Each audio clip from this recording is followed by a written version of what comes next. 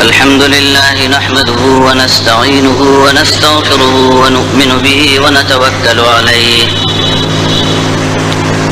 ونعوذ بالله من شرور أنفسنا ومن سيئات أعمالنا من يهده الله فلا مضل له ومن يضلله فلا هادي له وأشهد أن لا إله إلا الله وحده لا شريك له وأشهد أن محمدًا عبده ورسوله أرسله بالحق بشيرا ونذيرا وداعيا إلى الله بإذنه وسراجا منيرا صلى الله عليه وعلى آله وأصحابه أجمعين أما بعد فأعوذ بالله من الشيطان الرجيم بسم الله الرحمن الرحيم إنا أعطيناك الكوثر فصل لربك وانحر إن شانئك هو الأبتر صدق الله العظيم. بزرگان محترم اور برادران عزیز، اس وقت میں نے سورۃ الکوثر کی تلاوت کی ہے. اس سورت میں اللہ تبارک و تعالی نے ارشاد فرمایا ہے، اے نبی، ہم نے آپ کو حوض کوثر دی ہے، خیر کثیر سے نوازا ہے، بس آپ اپنے رب کے لیے نماز پڑھیے اور قربانی کیجیے. یقیناً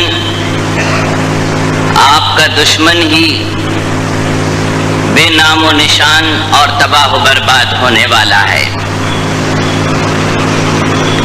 علماء تفسیر لکھتے ہیں کہ یہاں نماز سے عید الاضحیٰ کی نماز مراد ہے، اور اس قربانی کا حکم ہے جس کی نسبت سیدنا حضرت ابراہیم علیہ السلام کی طرف ہے. اسلام سے پہلے اور ابتدائے اسلام میں بھی مختلف قربانیاں تھیں.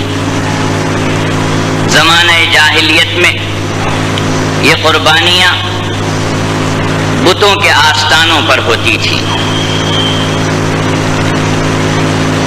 اب صرف دو قربانیاں ہیں جن کی مشروعیت پر اجماع و اتفاق ہے. ایک عید کی قربانی اور دوسرے حج کی قربانی. ان قربانیوں کا ذکر قرآن کریم میں بھی ہے اور احادیث نبوی سے بھی ان کا ثبوت ملتا ہے. ایک مرتبہ حضرات صحابہ نے عرض کیا، یا رسول اللہ، یہ قربانیاں کیا ہیں؟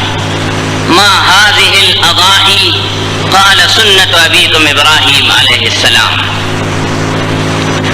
سرکار دو عالم صلی اللہ علیہ وسلم نے ارشاد فرمایا، یہ تمہارے پدر بزرگوار حضرت ابراہیم علیہ السلام کی سنت ہے. سرکار دو جہاں کا یہ جواب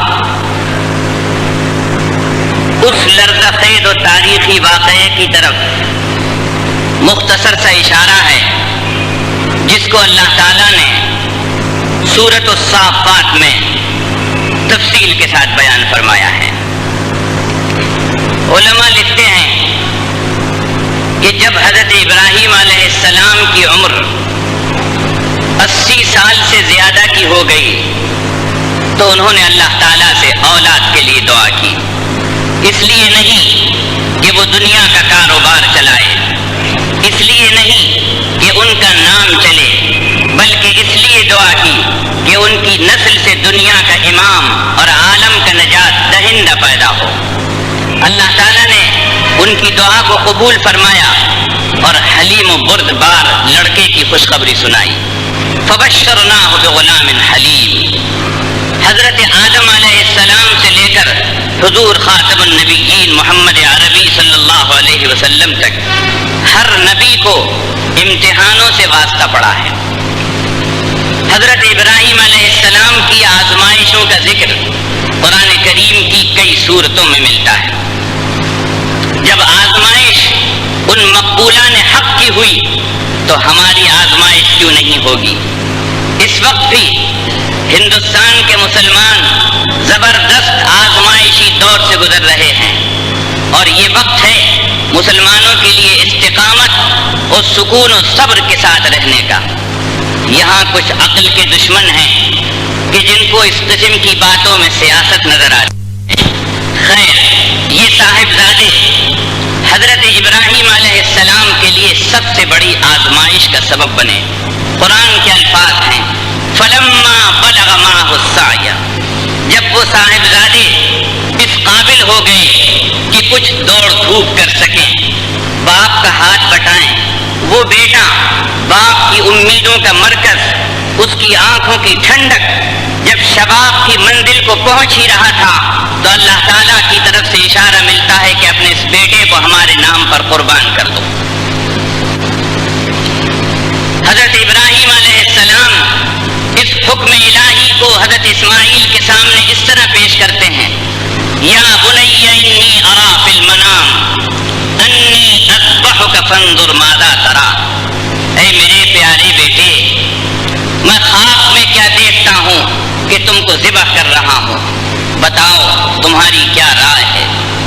حضرت اسماعیل جن کی رگوں میں خون خلیل گردش کر رہا ہے، سمجھ گئے کہ میرے باپ صرف باپ ہی نہیں بلکہ اللہ کے نبی اور اللہ کے خلیل ہیں، اور اللہ کے نبی کا ہر خواب بھی وحی الہی ہوتا ہے۔ فوراً عرض کرتے ہیں قال یا ابت افعل ما تؤمر، ابا جان آپ کو جو حکم دیا گیا ہے اس کو پورا کرنے میں دیر مت کیجیے۔ ستجدنی انشاءاللہ من الصابرین، امتحان بہت سخت ہے، معاملہ کٹھن ہے، مگر اللہ نے چاہا تو آپ مجھے ثابت قدم پائیں گے۔ حضرت ابراہیم علیہ السلام نے چھری اور رسی لی اور یہ دونوں باپ بیٹے اس حکم الہی کو پورا کرنے کے لیے منا کی طرف چل دیے۔ قرآن کے الفاظ ہیں فلما اسلما وتلہ للجبین، شیطان اللہ کی اطاعت و فرمانبرداری کا یہ منظر کیسے برداشت کر سکتا ہے؟ اس نے راستے میں 3 جگہ حضرت ابراہیم علیہ السلام کو روکا اور ایک بڑے دیو کی شکل میں آ کر کھڑا ہو گیا۔ اللہ نے فرشتے کو بھیجا، انہوں نے کہا کہ اے نبی اللہ، آپ بسم اللہ اللہ اکبر کہہ کر کنکریاں ماریے۔ کنکریاں کھاتے ہی شیطان ناکام بھاگا، اور یہ دونوں باپ بیٹے اس حکم الہی کو پورا کرنے کے لیے مینا کے اس میدان میں پہنچے جہاں ان کو قربانی دینی تھی۔ فرمایا فلما اسلما وتلہ للجبین، وہ وقت یاد کرو جب وہ دونوں ایک عظیم قربانی کے لیے تیار ہو گئے اور انہوں نے سر تسلیم جھکا دیا۔ باپ نے بیٹے کو قربان کرنے کے لیے کروٹ کے بل زمین پر گرا دیا، باپ نے بیٹے کے حلق پر چھری رکھ دی تو نبض عالم رک گئی، ساری کائنات لرز اٹھی، زمین سے آسمان تک تہلکا مچ گیا، زمین کا ذرہ ذرہ اور سمندر کا قطرہ قطرہ بے قرار ہو گیا کہ یہ کیا ہو رہا ہے۔ وہ ممتحن حقیقی رب کائنات پکار اٹھا، ونادیناہ یا ابراہیم قد صدقت الرؤیا، اے ابراہیم تم نے اپنے خواب کو سچا کر دکھایا اور خواب کی صحیح تعبیر پیش کر دی۔ ان ھذا لہو البلاء المبین، ہم اسماعیل کا گلا کٹوانا نہیں چاہتے تھے، ہم تو صرف ذبح ہونے کا اور ذبح کر دینے کا جذبہ دیکھنا چاہتے تھے جو یہاں بھی موجود ہے وہاں بھی موجود ہے، ان کے دل میں بھی ہے اور ان کے دل میں بھی ہے، باپ کے اندر بھی ہے اور بیٹے کے اندر بھی وہ جذبہ موجود ہے۔ اطاعت و فداکاری اور محبت و فرمانبرداری کا یہ منظر چشم فلک نے نہ کبھی اس سے پہلے دیکھا اور نہ کبھی اس کے بعد۔ اس امتحان کی کامیابی پر جبرائیل امین جنت سے دمبا لے کر پہنچے، اسماعیل علیہ السلام کو کھینچا اور ان کی جگہ دمبے کو ڈال دیا اور حکم ہوا کہ ابراہیم چھری چلا دو۔ ابراہیم علیہ السلام نے چھری چلائی، حضرت جبرائیل کہہ رہے تھے اللہ اکبر اللہ اکبر، چھری کے نیچے کی چیز قربان ہو گئی. حضرت ابراہیم سمجھے کہ اللہ نے بیٹے کی قربانی قبول کر لی. انہوں نے کہا لا الہ الا اللہ واللہ اکبر. آنکھ سے پٹی کھولی تو کیا دیکھتے ہیں کہ جنت سے آیا ہوا دمبا ذبح ہو چکا ہے. اسماعیل علیہ السلام کھڑے مسکرا رہے ہیں اور ان کی زبان پر ہے اللہ اکبر وللہ الحمد. یہی ہے وہ تکبیر, یہی ہے وہ الفاظ جبرائیل امین, ابراہیم خلیل, پیغمبر اسماعیل علیہ السلام کے, جنہیں آپ 9 ذی الحجہ کی نماز فجر سے 13 تاریخ کی نماز عصر تک پڑھیں گے.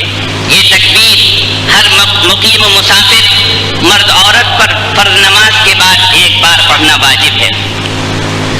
فرق صرف یہ ہے کہ مرد جب اس تکبیر کو پڑھیں تو آواز اتنی بلند ہو کہ ماحول گونج جائے, اور خواتین اسلام توحید کا یہ نغمہ, حمد کبریائی کا یہ ترانہ دھیمی دھیمی اور مدھم آواز میں گنگنائیں گی. اس واقعے کے ذکر میں اللہ تعالیٰ نے آگے فرمایا, سورۃ الصافات کی آیات ہیں, وَفَدَيْنَاهُ بِذِبْحٍ عَظِيمٍ وَتَرَكْنَا عَلَيْهِ فِي الْآخِرِينَ سَلَامٌ عَلَىٰ إِبْرَاهِيمَ. ہم نے ایک بڑا فدیہ دے کر ان کو بچا لیا اور اس کو ہم نے بعد میں آنے والوں کے لیے باقی رکھا. ابراہیم پر اللہ کا سلام ہو. اسی قربانی کا حکم اللہ تعالیٰ نے اپنے آخری رسول کو قرآن کریم میں دیا, اور یہ قربانی قیامت تک قانون الہی ہے, اور اس حد تک اس کی تاکید ہے. ارشاد فرمایا رسول اکرم صلی اللہ علیہ وسلم نے, جو شخص وسعت کے باوجود قربانی نہ کرے وہ ہماری عیدگاہ کے قریب نہ آئے. امام ابو حنیفہ کے نزدیک قربانی واجب ہے. امام مالک, امام شافعی اور امام احمد ابن حنبل کے نزدیک سنت مؤکدہ ہے. جس عاقل بالغ مقیم مسلمان عورت مرد کے پاس لگ بھگ 4000 روپئے موجود ہیں اس کو قربانی کرنا چاہیے. اگر وہ قربانی نہیں کرے گا تو سخت ترین گناہ گار ہوگا. بعض لوگ پوچھتے ہیں کہ صاحب ہمارا عقیقہ نہیں ہوا, کیا ہم قربانی کریں؟ عقیقے کا اس سے کوئی تعلق نہیں. عقیقہ ہوا ہو یا نہ ہوا ہو, آپ صاحب نصاب ہیں تو آپ کو قربانی کرنی چاہیے. ایسے ہی بعض لوگوں کا خیال ہے کہ گائے کی قربانی میں ثواب کم ملتا ہے, بکرے کی قربانی میں ثواب زیادہ ملتا ہے. ثواب تو اللہ تعالیٰ نیت کے مطابق عطا فرماتا ہے. ایسے ہی کچھ لوگ خیال کرتے ہیں کہ کم حیثیت والا وہ گائے کی قربانی سے کام چلا لے اور زیادہ حیثیت والا بکرے کی قربانی کرے. یہ بھی صحیح نہیں. دمبا, بھیڑ, بکرا, بکری یہ ایک شخص کی طرف سے کافی ہے. دمبا بھیڑ 6 ماہ سے زیادہ کا ہے اور خوب فربا و تندرست ہے کہ دیکھنے میں سال بھر کا معلوم ہوتا ہے تو اس کی قربانی جائز ہے. بکری, بکرا پورے 1 سال کا ہونا چاہیے. گائے, بیل, بھینس, بھینسا 2 سال کی, اور اونٹ پورے 5 سال کا ہونا چاہیے. اونٹ اور گائے میں 7 آدمی شرکت کر سکتے ہیں, 7 حصے ہو سکتے ہیں, بشرطے کہ سب کی نیت قربانی کی. اگر 6 شخصوں نے قربانی کی نیت کی اور ایک شخص نے یہ نیت کی کہ خوب گوشت کھائیں گے تو بقیہ 6 آدمیوں کی قربانی بھی برباد ہو جائے گی. گائے وغیرہ کے حصے داروں کو گوشت کی تقسیم وزن کے ساتھ ہونی چاہیے. اندازے سے تقسیم کرنا جائز نہیں ہے. قربانی کے جانور میں عقیقے کے حصے شامل کر سکتے ہیں. مثلا 5 حصے قربانی کے, 2 حصے عقیقے کے, ایسا کر سکتے ہیں.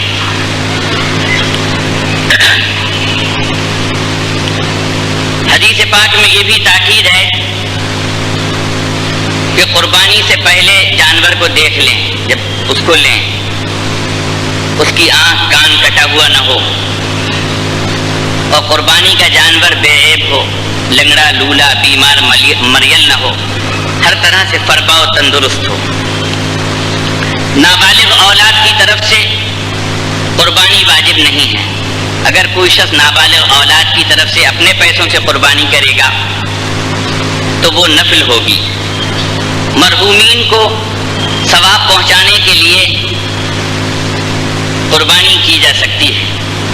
کسی شخص پر کئی سال کی قربانی ہے، اس نے قربانی نہیں کی، تو ایسا شخص قربانی نہ کرنے کی اللہ تعالیٰ سے معافی مانگی اور جتنے سال کی قربانی اس کی ذمہ ہے اتنی رقم وہ صدقہ کر دے۔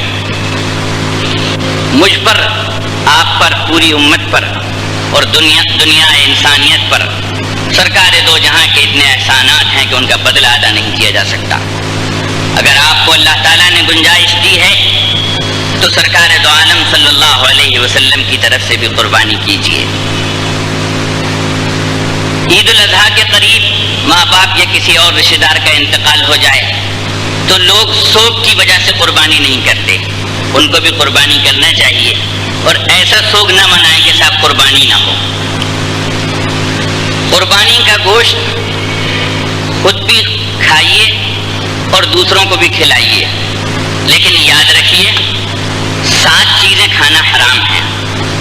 نمبر 1 بہتا ہوا خون، نمبر 2 نر کی شرمگاہ، نمبر 3 کپورے، نمبر 4 مادہ کی شرمگاہ، نمبر 5 غدود، نمبر 6 پیشاب کی تھیلی اور نمبر 7 پتا۔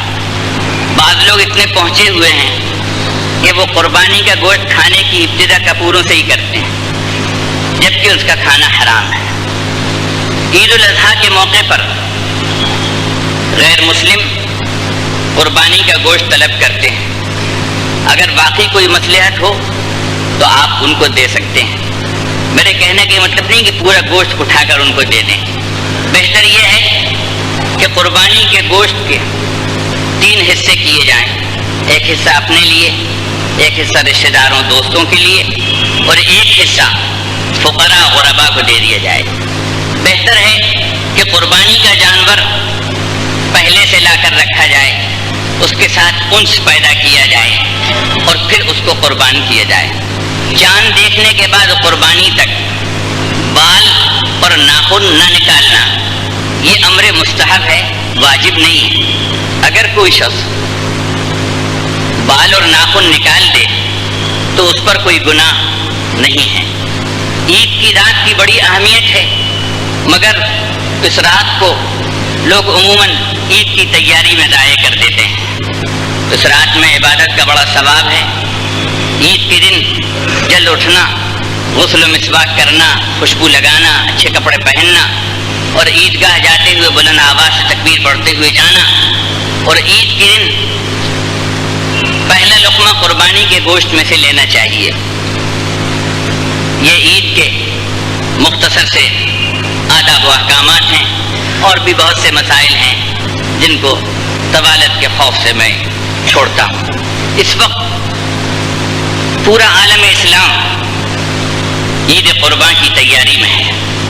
ہم کو غور کرنا چاہیے کہ ہمارے اسلاف نے، ہمارے بزرگوں نے اسلام کی خاطر اور اللہ کے لیے اپنا سر پیش کر دیا، اور ہماری بغاوت اور سرکشی کا یہ عالم ہے کہ ہم 5 وقت سر جھکانے کو تیار نہیں۔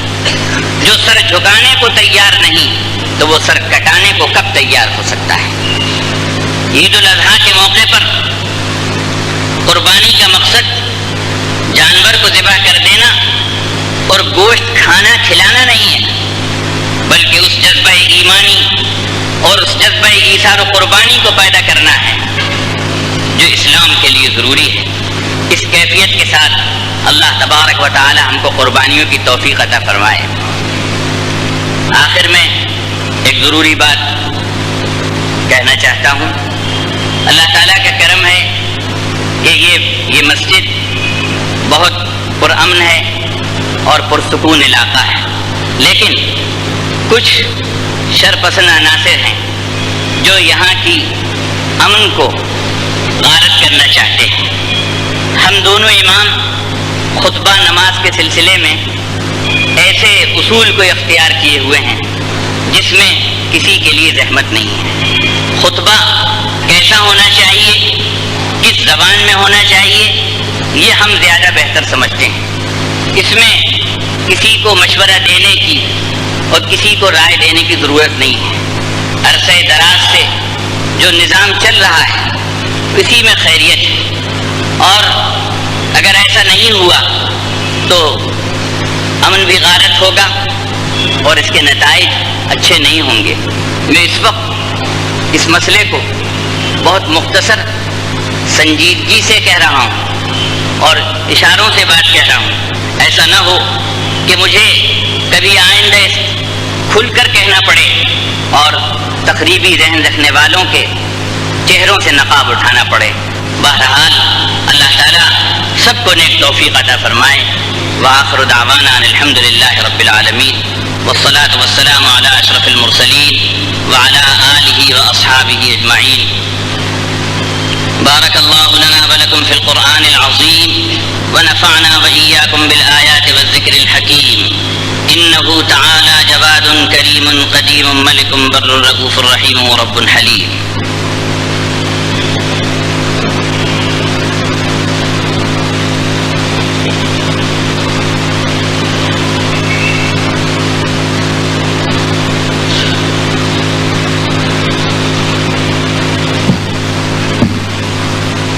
الحمد لله وحده والصلاة والسلام على من لا نبي بعده، أما بعد فأعوذ بالله من الشيطان الرجيم۔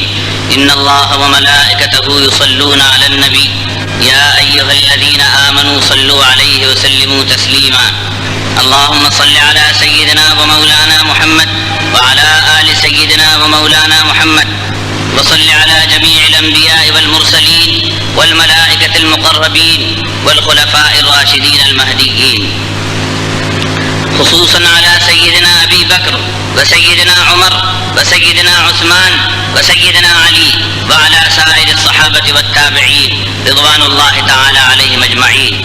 اللهم انصر من نصر دين سيدنا ومولانا محمد صلى الله عليه وسلم واجعلنا منهم، واخذل من خذل دين سيدنا ومولانا محمد صلى الله عليه وسلم ولا تجعلنا معهم۔ عباد الله اتقوا الله رحمكم الله، إن الله يأمر بالعدل والإحسان وإيتاء ذي القربى وينهى عن الفحشاء والمنكر والبغي، يعظكم لعلكم تذكرون۔ اذكروا الله يذكركم ولذكر الله أكبر والله يعلم ما تصنعون۔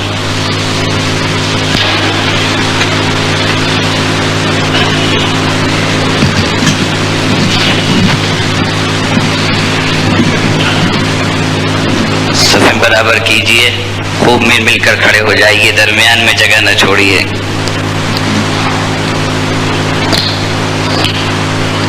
اللہ اکبر اللہ اکبر اللہ اکبر اللہ اکبر، اشہد ان لا الہ الا اللہ اشہد ان لا الہ الا اللہ، اشہد ان محمد رسول اللہ اشہد ان محمد رسول اللہ۔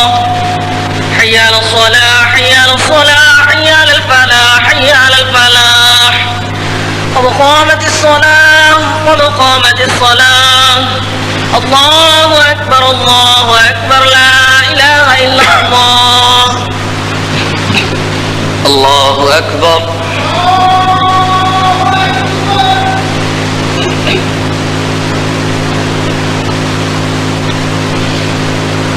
الحمد للہ رب العالمین الرحمن الرحیم مالک یوم الدین، إياك نعبد وإياك نستعين، اهدنا الصراط المستقيم صراط الذين أنعمت عليهم غير المغضوب عليهم ولا الضالين۔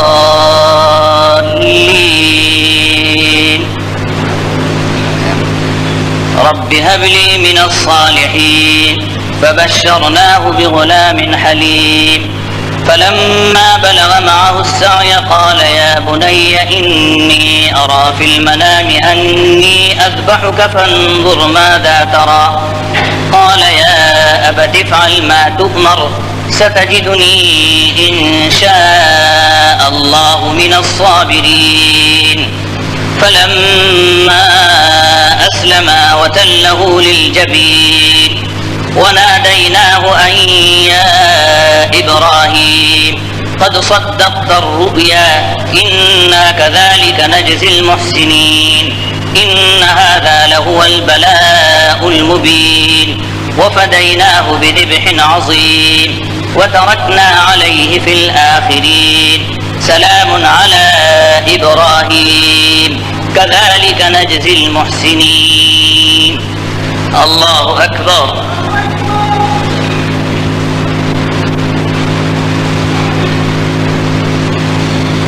سمع الله لمن حمده. الله أكبر.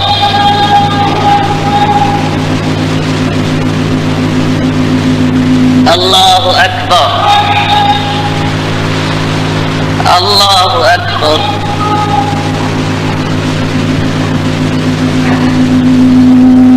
الله أكبر.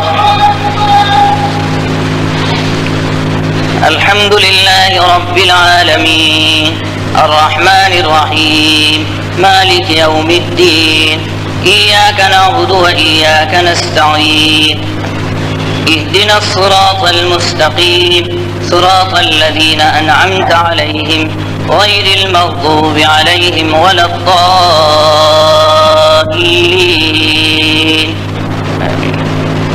إنا أعطيناك الكوثر فصل لربك وانحر إن شانئك هو الأبتر. الله أكبر.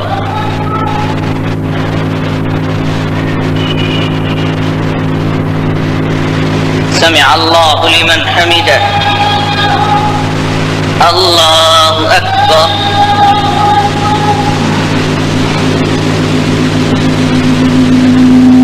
الله أكبر. الله أكبر.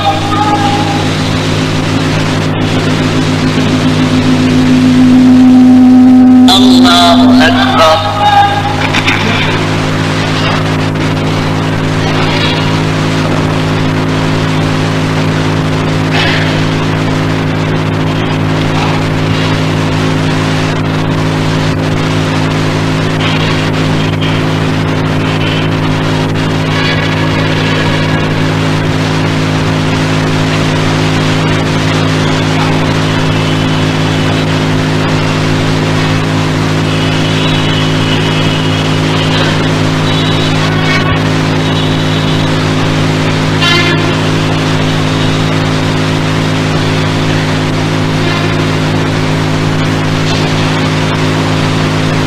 السلام عليكم ورحمة الله.